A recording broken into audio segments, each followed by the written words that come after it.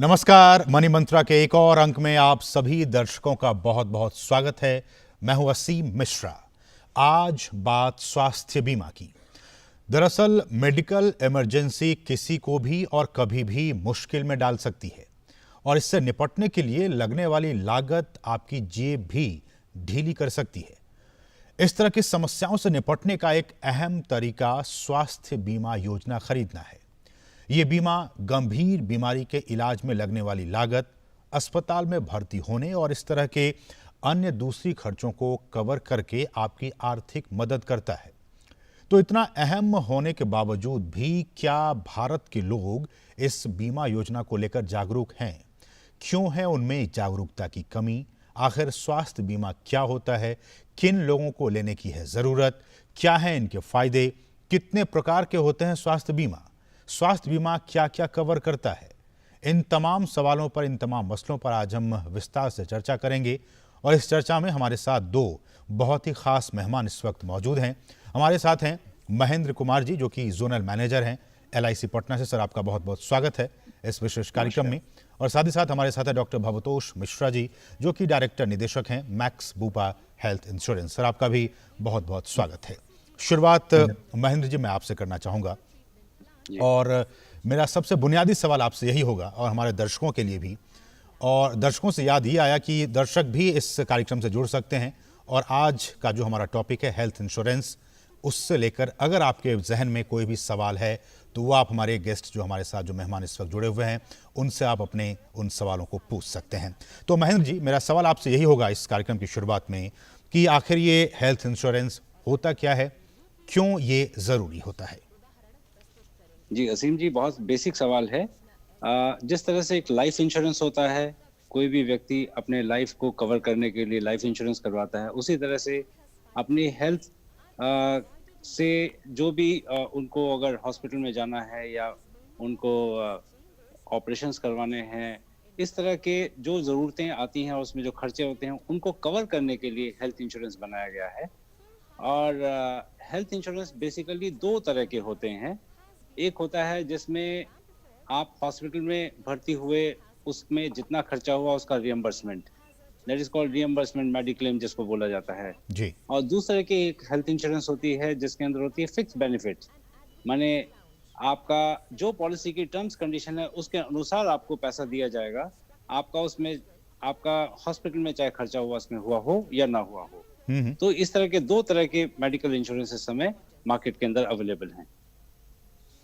लेकिन महेंद्र जी, जो बेसिक जो मैं चाह रहा हूं कि इस कार्यक्रम के जरिए लोग समझें कि जैसा कि मैंने पहले कहा भी कि अभी भी जब मैं रिपोर्ट्स पढ़ता हूं, आप कंपनियों की तरफ से जब रिपोर्ट्स आती हैं उसमें यह भी कहा जाता है गवर्नमेंट की तरफ से भी कि अभी भी बहुत से लोग, हिंदुस्तान के लोग जानते ही नहीं हैं इस तरह की कोई योजना भी होती है, कोई स्कीम है हेल्थ इंश्योरेंस को लेकर।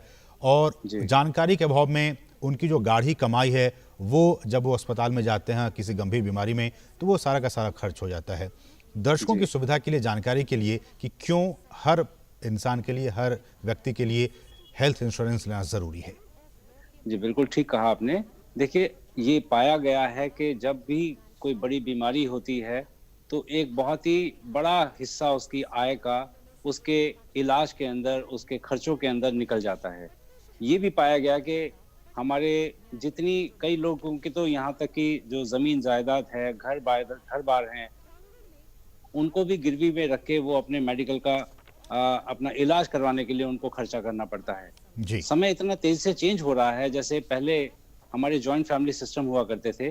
जॉइंट फैमिली के अंदर किसी एक व्यक्ति को अगर बीमारी हुई तो परिवार के बाकी लोग उसका वहन कर पाते थे। लेकिन आज माइक्रो फैमिली सिस्टम चालू हो चुकी है, छोटे छोटे परिवार हो गए हैं, तो हर परिवार को अपनी सुरक्षा खुद सुनिश्चित करनी पड़ती है। तो अब वो पुराने वाला समय खत्म हो गया, जॉइंट फैमिली वाला सिस्टम। इसलिए हर व्यक्ति को, हर परिवार को अपने होने वाले खर्चों पर उनका प्रोविजन खुद करना बहुत आवश्यक हो गया है। ये पाया गया है कि आज भी हमारे तमाम, मैं बल्कि कहना चाहूँगा कि हिंदुस्तान में अगर हम देखें, आकलन करें, तो लगभग 99% मैं कहूँगा कि अभी तक अनइंश्योर्ड लोग हैं। लगभग 1% के आसपास ही लोगों ने अभी तक हेल्थ इंश्योरेंस को करवा रखा है। बिल्कुल। जो एक बहुत ही बड़ी आवश्यकता है, क्योंकि ये एक ऐसा इंश्योरेंस है जिससे कि आप अपने इस तरह के अनफोर्सीन खर्चों को आप उनका प्रोविजन कर सकते हैं, और ये सारे खर्चों का वहन इंश्योरेंस कंपनी उसको उठा सकती है, जिससे कि आपका जो नियमित आय है, आपके जो खर्चे हैं, आप अपनी आय को वहां पे यूज करें, और इस तरह के जो अनियमित जो खर्चे हो रहे हैं हेल्थ के लिए, उनको आप इंश्योरेंस कंपनी को ट्रांसफर कर सकते हैं, अगर आप हेल्थ इंश्योरेंस करवा लेते हैं तो। ठीक है, लेकिन भवतोष जी, हम जानते हैं कि इस हिंदुस्तान में लोग पिज़्ज़ा, बर्गर और बाकी चीज़ें तो बहुत आसानी से उन्हें मिल जाती हैं, वो ऑर्डर करते हैं और एंजॉय करते हैं, लेकिन जब उनके अपने ही हेल्थ इंश्योरेंस की बात आती है, हेल्थ की बात आती है, तो वो उतने जागरूक नहीं होते हैं। कंपनीज़ की तरफ से, जो कंपनियां इस तरह के इंश्योरेंस वो प्रोवाइड कर रही हैं, कंपनियों की तरफ से भी क्या कुछ उपाय बीते दिनों किए गए हैं? और जैसा कि महेंद्र जी ने कहा कि 1% लोग हैं जो कि इंश्योर्ड हैं, कवर्ड हैं हेल्थ इंश्योरेंस में, 99% लोग अभी भी अनइंश्योर्ड हैं। क्या, कहाँ वो कमी रह जाती है? आपको क्या लगता है, आप लोगों की तरफ से, सरकार की तरफ से कहाँ वो गैप है जिसकी वजह से अभी भी 99%, बहुत बड़ी आबादी जो है वो अनइंश्योर्ड है आज की तारीख में भी? जी नहीं, बिल्कुल बहुत सही सवाल है आपका। और एक बहुत बड़े और प्रगतिशील देश हमारे भारत के लिए स्वास्थ्य बीमा बहुत जरूरी भी है, क्योंकि अ, हमें जहाँ पहुंचा है, $5 ट्रिलियन इकोनॉमी में, वहां तभी पहुंच सकते हैं जब हमारी आबादी स्वस्थ रहे, कारगर रहे, प्रोडक्टिव रहे। हाँ, ये बात सही है कि बहुत कम प्रतिशत हमारे देश की आबादी जो है वो स्वास्थ्य के लिए सुरक्षित है बीमा के जरिए। परंतु मैं ये भी बोलना चाहूंगा कि सरकार की तरफ से, केंद्र सरकार और काफी सारी राज्य सरकार स्वास्थ्य बीमा स्कीम्स लॉन्च किए हैं। जैसे प्रधानमंत्री जी के प्रधानमंत्री आरोग्य योजना में, उसमें करीब करीब 50 से 55 करोड़ लोग इस देश में स्वास्थ्य बीमा के अंतर्गत वो कवर्ड है। जो हम बात कर रहे हैं, जो प्राइवेट बीमा, जो खुद से खरीदा हुआ स्वास्थ्य बीमा, उसका जो प्रतिशत है वो बहुत कम है। और उसके लिए ना कि सिर्फ इंश्योरेंस कंपनी, बल्कि सरकार की तरफ से और रेगुलेटर, भारत में हेल्थ इंश्योरेंस और बल्कि इंश्योरेंस एक रेगुलेटेड सब्जेक्ट है, और उसके लिए IRDAI जो रेगुलेटर है, उनके तरफ से भी काफी सारे प्रावधान हैं, काफी सारे इनिशिएटिव्स लिए गए हैं। जैसे standard health insurance scheme launch किया गया है जिसका नाम है आरोग्य संजीवनी, जो कि कम कीमत पे उपलब्ध है जनता के लिए। उसके अलावा अभी इन दिनों IRDA ने स्टैंडर्ड पर्सनल एक्सीडेंट और ट्रैवल बीमा भी लॉन्च किया हुआ है। और इंश्योरेंस कंपनीज भी अपने तरफ से विभिन्न माध्यमों से जागरूकता पैदा करने की, एडवर्टाइजमेंट के जरिए कोशिश कर रही हैं। सबसे बड़ी जो बदलाव हमने देखी है इस समय पे, वो कोविड के वजह से देखी है। बिल्कुल।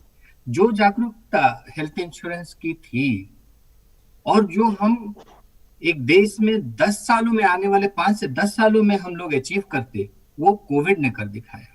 कोविड के वजह से लोग काफी जागरूक हो गए हैं और ये मानते हैं कि आज के इस दौर में स्वास्थ्य बीमा बस एक जरूरी ही नहीं, एसेंशियल, निहायत ही जरूरी चीज है। क्योंकि हमें ये देखना है कि जो मुद्रास्फीति का दर होता है, जो चिकित्सा मुद्रास्फीति होता है, वो साधारण मुद्रास्फीति से 4 से 7% अधिक होता है। और जिस हिसाब से हमारी ट्रीटमेंट की कॉस्ट, चिकित्सा का व्यय बढ़ रहा है, काफी लोगों के लिए बहुत बहुत बहुत मुश्किल होगी उसको मीट कर पाना। और उस समय पे सबसे काम में आता है स्वास्थ्य बीमा।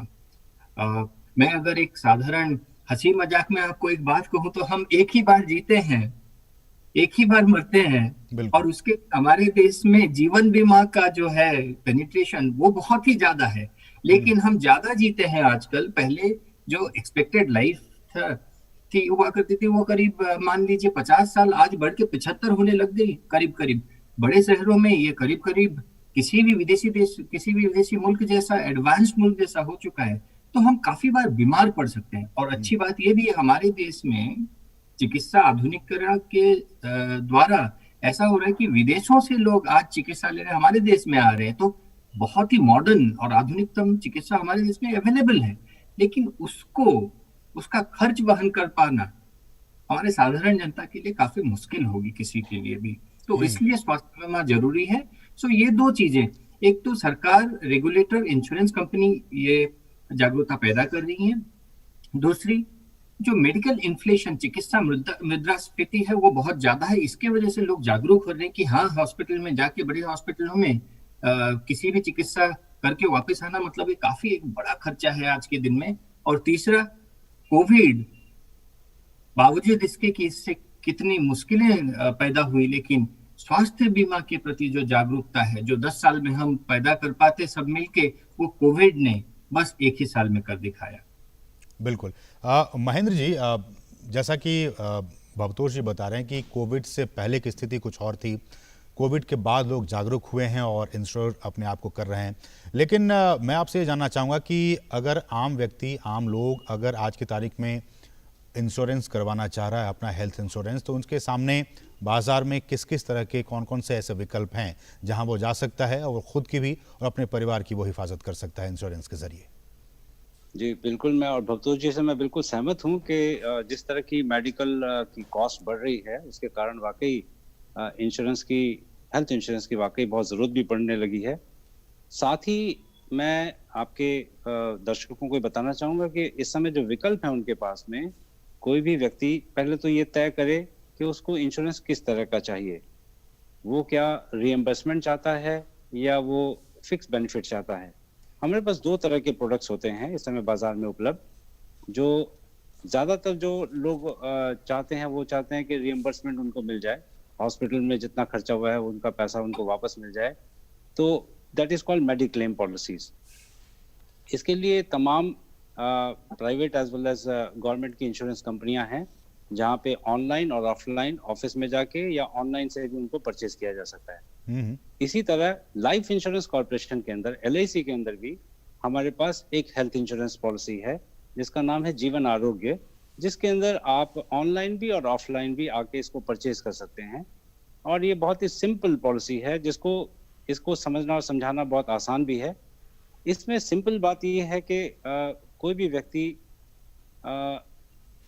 पॉलिसी हमारी जीवन आरोग्य लेने से उसको फिक्स बेनिफिट्स, जो हमारी पॉलिसी में फिक्स उसके टर्म्स एंड कंडीशंस लिखे हुए हैं, उसके अनुसार पे किया जाएगा। उसमें ये नहीं देखा जाता है कि खर्चा कितना हुआ। खर्चा चाहे कम हुआ हो या ज़्यादा हुआ हो, आपकी टर्म्स के हिसाब से जो पॉलिसी की कंडीशंस बनती हैं उसके हिसाब से रिएम्बर्समेंट कर दिया जाता है। तो इस तरह की दो तरह की पॉलिसियां इस समय बाजार में बहुत उपलब्ध हैं। लेकिन महेंद्र जी, हम जानते हैं कि सरकार की तरफ से भी बहुत सारी स्वास्थ्य योजनाएं, इंश्योरेंस स्कीम इस वक्त हैं और प्राइवेट जो कंपनियां उनकी तरफ से भी हैं। एक आम व्यक्ति जो गांव में रहता है, जिसकी आमदनी कम है, वो उसके लिए क्या कुछ विकल्प हो सकते हैं? वो उन्हें क्या कुछ ऑप्ट करना चाहिए? और दूसरे लोग जो शहरों में रहते हैं, जिनकी ठीक ठाक आमदनी है, उनके सामने कौन कौन से ऐसे विकल्प हैं और वो उन्हें कौन सा इंश्योरेंस या फिर जिन कंपनी की तरफ से ये जो योजना आती है उन्हें कौन सा ऑप्ट करना चाहिए? हेलो जी महेंद्र जी, आपसे मैं पूछ रहा हूँ। हेलो, आपकी ऑडियो नहीं आ रही है। अच्छा, भवतोष जी, आप हमें सुन पा रहे हैं? हाँ जी। मेरा सवाल यही है कि एक तो ग्रामीण परिवेश में जो लोग रहते हैं, जिनकी जो परचेजिंग पावर कैपेसिटी है वो कम है, उनके पास क्या क्या कुछ ऑप्शंस हैं आज की तारीख में? जो शहरों में रहते हैं, जिनकी ठीक ठाक आमदनी है, उनके पास क्या कुछ विकल्प हैं? बिल्कुल असीम जी, और मुझे यही लगता है कि बहुत लोगों के मन में ये भी धारणा होगी कि जो स्वास्थ्य बीमा है इसका मतलब है बहुत ज्यादा खर्चा। तो इसी को मुद्देनजर रखते हुए IRDAI, जो कि बीमा रेगुलेटर इंडिया में है, उन्होंने एक बीमा बनाई है, स्वास्थ्य बीमा, जिसका नाम है आरोग्य संजीवनी जी। और भारत में जितने भी कंपनीज, इंश्योरेंस कंपनी स्वास्थ्य बीमा में व्यवसाय करते हैं, उनके लिए ये बनाया हुआ है प्रावधान कि उनको मैंडेटरीली ये प्रोडक्ट सभी लोगों को ऑफर करना है और ये काफी किफायती है। इसमें करीब करीब जो प्रीमियम होता है सालाना, मैं अगर एक हराहरी एक एवरेज लूं तो करीब 5 से 7 हजार रुपए तक का इसका राशि आता है साल भर के लिए। एक परिवार के लिए। तो इस हिसाब से ये किफायती है। एक बहुत जरूरी बात हमें ये सोचनी चाहिए कि काफी सारे जो रिसर्च हैं हमको ये दर्शाते हैं कि कई लोग बड़ी मेहनत के बाद, कई परिवार जो पॉवर्टी लाइन के ऊपर आते हैं, एक स्वास्थ्य इश्यू की वजह से, एक बीमारी की वजह से पुनः वो इस गरीबी रेखा के नीचे चले जाते हैं। और ये देखा गया है काफी प्रतिशत लोगों में हमारे बीपीएल पॉपुलेशन। तो ये बहुत जरूरी हो जाता है कि अगर हमें हमारी आबादी को गरीबी से ऊपर भी उठाना है, तब भी स्वास्थ्य बीमा बहुत जरूरी है। Because it is the single most important reason, as they say, सबसे बहुत बड़ी कारण है ये कि लोग गरीबी की रेखा के नीचे पुनः चले जाते हैं। तो अगर स्वास्थ्य बीमा हो तो उस समय में वो लोग जितनी भी व्यय है चिकित्सा पे, वो स्वास्थ्य बीमा के जरिए मीट कर सकते हैं और उनको अपने सेविंग से या फिर अपने किसी परिवार वर्ग या रिलेटिव्स या दोस्तों से या फिर बैंक या कहीं से उनको ये ऋण लेने की भी जरूरत नहीं पड़ेगी। तो स्वास्थ्य बीमा उसके लिए भी बहुत जरूरी है। आरोग्य संजीवनी के अलावा भी बहुत सारी ऐसे स्वास्थ्य बीमा स्कीम्स, प्रोडक्ट्स हैं हिंदुस्तान में जो कि किफायती हैं। और एक बहुत जरूरी बात मैं आपको बताना चाहूंगा कि आज के समय में स्वास्थ्य बीमा ईएमआई के रूप में भी उपलब्ध हो चुकी है। ओके। तो जो ग्रामीण इलाके में लोग रहते हैं, जिनको एक ही साथ में इतना सारा व्यय करना मुश्किल पड़ सकता है, मुश्किल लग सकता है, वो ईएमआई के जरिए भी स्वास्थ्य बीमा ले सकते हैं। हमारे कंपनी और दूसरे कंपनियों के भी काफी सारे ऐसे प्रोडक्ट हैं जहां पे लोग इस सुविधा का लाभ उठा सकते हैं, ताकि मंथली रेट में वो ज्यादा बर्डन नहीं लेके छोटे छोटे में बीमा ले। बिल्कुल। और हमारे साथ चूंकि ये फोन इन प्रोग्राम भी है, हमारे साथ कॉलर्स भी लगातार जुड़े होते हैं और कॉलर्स की तरफ से सर ये पूछा जा रहा है कि क्या होता है और क्यों ज़रूरी है। हालांकि इस बात का जिक्र आप दोनों ने, मेहमानों ने किया है। हमारे साथ उत्तराखंड से दर्शक हैं, झारखंड से दर्शक हैं और वो पूछ रहे हैं कि क्यों ज़रूरी है हेल्थ इंश्योरेंस करवाना। जी बिल्कुल। देखिए, मैं तो कहता हूँ स्वास्थ्य बीमा बिल्कुल जरूरी नहीं है, बिल्कुल जरूरी नहीं है। अगर हमारे पास इतने पैसे हों कि जीवन भर के लिए हम अपने का व्यय अपने जेब से सकें और हमें किसी से पैसे लेने की जरूरत ना हो, तब शायद जरूरी नहीं है। अगर आपको लगता है कि नहीं, इतने पैसे नहीं है, ये जानकारी के सहित कि आज के इस दौर में चिकित्सा का दर इतना ज्यादा हो चुका है कि एक बार हॉस्पिटल में जाए, अस्पताल में, तो काफी खर्चा हो जाता है। तो ये उतना ही जरूरी है जितना हम अपने खाने पीने और बाकी चीजों पे व्यय करते हैं। अच्छा भवतोष जी, चूंकि बहुत से लोग ये भी जानना चाह रहे होंगे कि अगर मैं इंश्योरेंस लेना चाह रहा हूं, चाहे वो गवर्नमेंट के हों या फिर प्राइवेट के हों, क्या कुछ योग्यता, क्या कोई वो शर्तें हैं, क्या कुछ वो कंडीशंस हैं जिसके के आधार पर कोई व्यक्ति जो है वो इंश्योरेंस ले सकता है? एक बहुत अच्छा सवाल है। वैसे किसी पर्टिकुलर योग्यता की जरूरत नहीं है। लोग आमतौर पे स्वस्थ लोग ले सकते हैं। लोग काफी बीमारियों के साथ भी ये ले सकते हैं, अगर वो बीमारी इतनी ज्यादा सीरियस या सीवियर ना हो तो। इससे एक चीज मैं बोलना चाहूंगा, इसी वजह से हमें स्वास्थ्य बीमा जितने जल्दी हो सके, जब हम यंग हैं, स्वस्थ हैं, युवा में हैं, तब लें, ये ज्यादा काम में आता है। और उसके 2-3 कारण हैं। एक कारण है कि सारे स्वास्थ्य बीमा में एक चीज होता है एक्सक्लूजन और वेटिंग पीरियड, मतलब कुछ समय, कुछ सालों तक कुछ बीमारियां उसमें कवर नहीं होती हैं। जैसे प्री एग्जिस्टिंग या वो बीमारी जब हम स्वास्थ्य बीमा पहली बार ले रहे हैं और जो बीमारियां हमें हैं ऑलरेडी, उसको कहते हैं प्री एग्जिस्टिंग डिजीज, और वो साधारण तौर पे मैक्सिमम 4 साल तक कवर नहीं हो सकते हैं। प्रोडक्ट पे डिपेंड करता है। 2 साल से लेके 4 साल तक का मेजोरिटी ऑफ प्रोडक्ट जितने हैं भारत में, उसमें उसका वेटिंग पीरियड रहता है। तो हम जितना जल्दी लेंगे उतनी जल्दी वो अतिवाहित होने के बाद वो 4 साल भवतोष जी, इस वक्त हमारे साथ एक कॉलर भी जुड़ गए हैं, और कवरेज दर्शक हैं, एग्जिस्टिंग कंडीशन को भी कवर करती है मैक्सिमम 4 साल के बाद। जी भवतोष जी, हमारे साथ एक कॉलर इस वक्त जुड़ गए हैं, दिल्ली से हैं उमेश शर्मा जी, इस वक्त हमारे साथ कार्यक्रम में जुड़ गए। उमेश जी नमस्कार, पूछिए अपना सवाल। नमस्कार सर। जी नमस्कार उमेश जी। ऐसा है सर, मैं यूनाइटेड इंडिया का मेंबर हूँ। ये हेल्थ इंश्योरेंस पॉलिसी मैंने ली हुई है। अच्छा, मेरी आयु 65 के आसपास है। अच्छा, मेरा 2019 में जो है कैंसर का ऑपरेशन हुआ।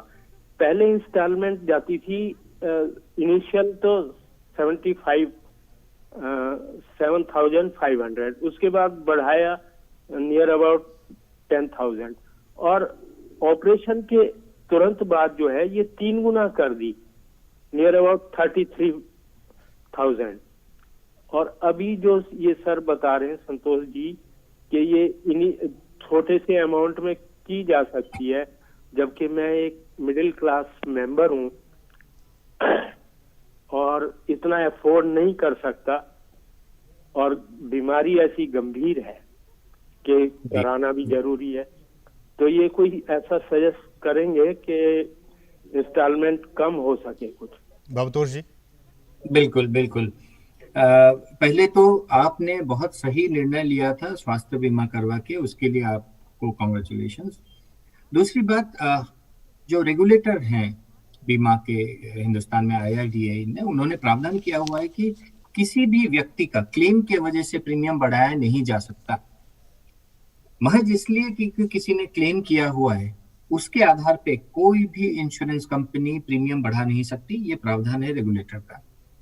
अगर प्रीमियम बढ़ेगा तो सब लोगों का बढ़ेगा, जो पूरी पोर्टफोलियो रहती है, और क्लेम एक्सपीरियंस को लेते हुए पूरे जो पोर्टफोलियो का प्रीमियम बदलता है, किसी व्यक्ति विशेष का नहीं। तो आप अपने इंश्योरेंस कंपनी से चेक कर सकते हैं कि क्या सबके लिए ये प्रीमियम बढ़ा है या सिर्फ आपके लिए। मुझे जहां तक लगता है ये सिर्फ आपके लिए नहीं बढ़ा होगा, ये पूरे पोर्टफोलियो पे बढ़ी होगी। दूसरी बात, आप ये भी निश्चित रूप से अपने इंश्योरेंस कंपनी से बात करके देखिए कि क्या इस प्रोडक्ट पे जो आपके पास है EMI का प्रावधान उनके पास है। अगर है तो उसकी सुविधा और उसका लाभ आप उठा सकते हैं। आज के डेट में बहुत सारे प्रोडक्ट्स काफी सारे इंश्योरेंस कंपनीज में EMI पे उपलब्ध हो चुके हैं। मैं आपको यही सलाह दूंगा कि आप एक बार अपनी इंश्योरेंस कंपनी से चेक करके देखिए। अगर EMI की सुविधा अगर उपलब्ध है, उसका लाभ जरूर उठाइए। ठीक है, उम्मीद करता हूं कि उमेश जी आपको अपने सवाल का जवाब मिल गया होगा। लेकिन महेंद्र जी, मेरा सवाल आपसे ये है कि चूंकि बेसिक मैं चाहता हूं कि इस प्रोग्राम के जरिए लोग समझे जाने कि क्या कुछ ये प्रक्रिया होती है। ऐसे कौन कौन से डॉक्यूमेंट्स होते हैं जिनकी ज़रूरत अगर कोई व्यक्ति चाहता है कि वो हेल्थ इंश्योरेंस ले, कौन कौन से डॉक्यूमेंट्स की ज़रूरत पड़ती है उन्हें? डॉक्यूमेंट्स इसमें बहुत ज़्यादा नहीं। जो बेसिक हमारे जो KYC हैं, प्रपोजल फॉर्म, हमारा एक फॉर्म होता है जिसके अंदर उसके सारे बेसिक डॉक्यूमेंट्स और बेसिक इंफॉर्मेशन उसमें भरी जाती हैं। उसके अलावा उनके बेसिक KYC डॉक्यूमेंट्स ही हैं जिनकी आवश्यकता होती है। ठीक है महेंद्र जी, हमारे साथ एक कॉलर भी जुड़ गया है। महेंद्र जी, हमारे साथ देवेंद्र हैं जो कि छत्तीसगढ़ से इस वक्त जुड़े हुए हैं।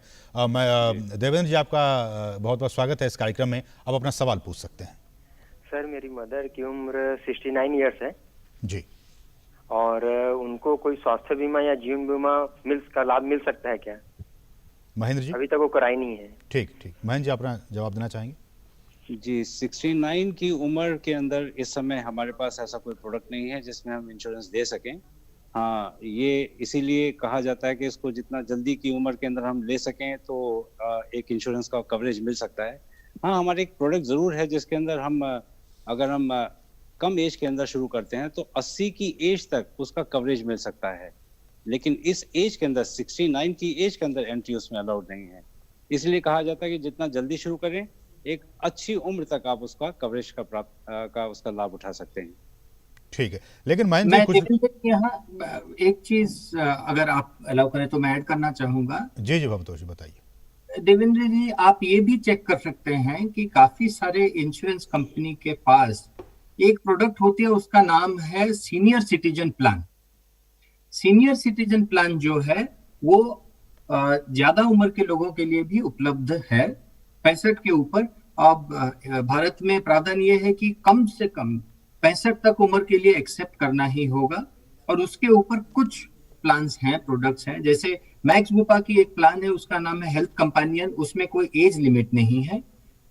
जैसे मैंने बताया है, सीनियर सिटीजन प्लान्स हैं काफी कंपनीज के पास, वो आप चेक कर सकते हैं, वो शायद आपके माताजी के लिए उपलब्ध हो।